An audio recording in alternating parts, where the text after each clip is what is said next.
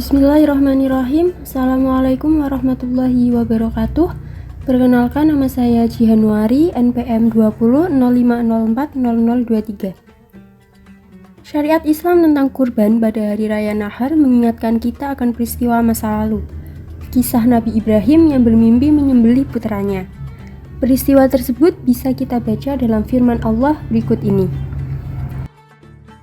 فَلَمَّا بَلَغَ مَعَهُ السَّعْيَ قَالَ يَا بُنَيَّ إِنِّي أَرَىٰ فِي الْمَنَامِ أَنِّي أَذْبَحُكَ فَانظُرْ مَاذَا تَرَىٰ قَالَ يَا أَبَتِ افْعَلْ مَا تُؤْمَرُ سَتَجِدُنِي إِنْ شَاءَ اللَّهُ مِنَ الصَّابِرِينَ. Artinya, ketika anak itu sampai pada umur ia sanggup bekerja bersamanya, ia Ibrahim berkata, "Wahai anakku, sesungguhnya aku bermimpi bahwa aku menyembelihmu. Pikirkanlah apa pendapatmu." Dia Ismail menjawab, "Wahai ayahku, lakukanlah apa yang diperintahkan Allah kepadamu. Insya Allah, engkau akan mendapatiku termasuk orang-orang sabar." Kisah Surat As-Saffat ayat 102. Firman Allah di atas menceritakan tentang kisah Nabi Ibrahim yang diperintahkan Allah melalui mimpinya untuk menyembelih putranya Ismail. Lalu Ismail pun berserah diri, bersedia mengikuti perintah Allah tersebut. Alhasil, keduanya telah mentaati perintah Allah, lalu Allah memberikan balasan yang terbaik bagi keduanya.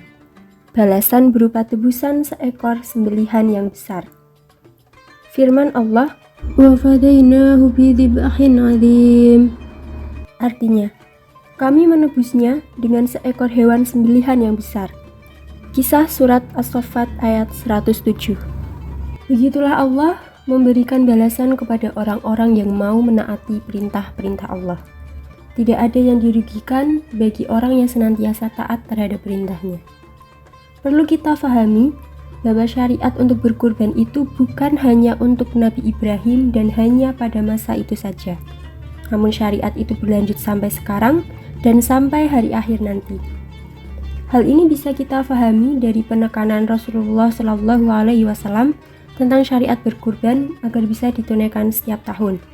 Sabda Nabi, "An Aisyah anna Rasulullah sallallahu alaihi wasallam qala, ma 'amila adamiyyun min 'amali yawman nahri ahabba ila Allah min iraqid dami innaha la ta'ti yawmal qiyamati biquruniha wa asy'ariha wa 'ana ad-dama la yaqa'u min Allah bimakanin qabla an yaqa'a min ardi fatibu biha nafsa."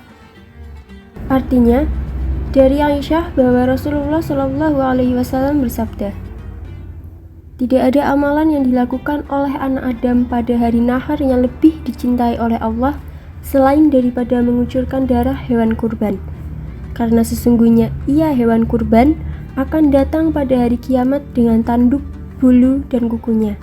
Dan sungguh, darah tersebut akan sampai kepada ridha Allah sebelum tetesan darah tersebut jatuh ke bumi.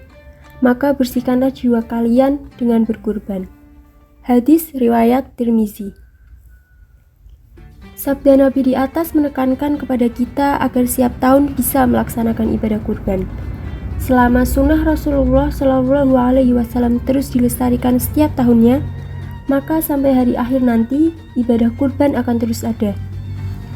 Rasulullah Shallallahu Alaihi Wasallam mendorong agar kita senantiasa berkurban setiap tahunnya, karena amalan ibadah yang lebih dicintai oleh Allah pada hari raya Nahar adalah mengucurkan darah atau berkurban. Bahkan Rasulullah Shallallahu Alaihi Wasallam sangat mengecam keras bagi yang mampu berkurban namun tidak mau berkurban.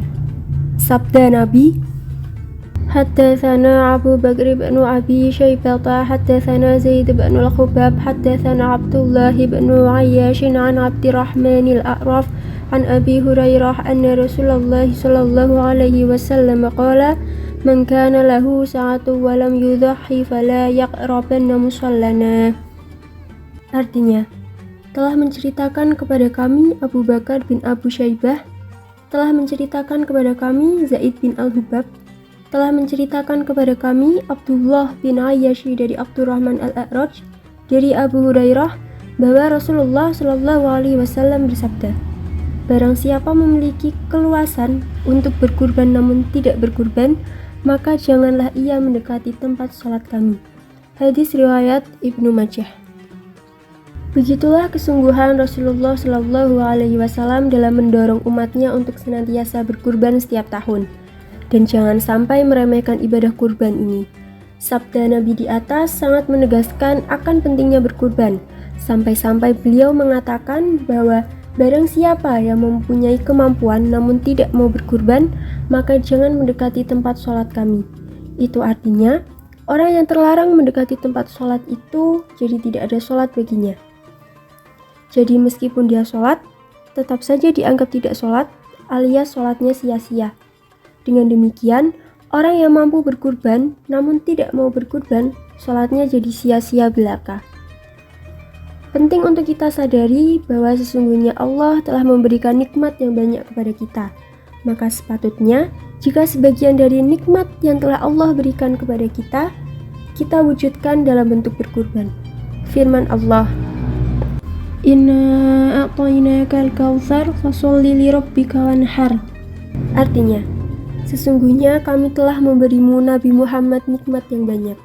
Maka laksanakan sholat karena Tuhanmu dan berkurbanlah. Kisah Surat Al-Kautsar ayat 1-2.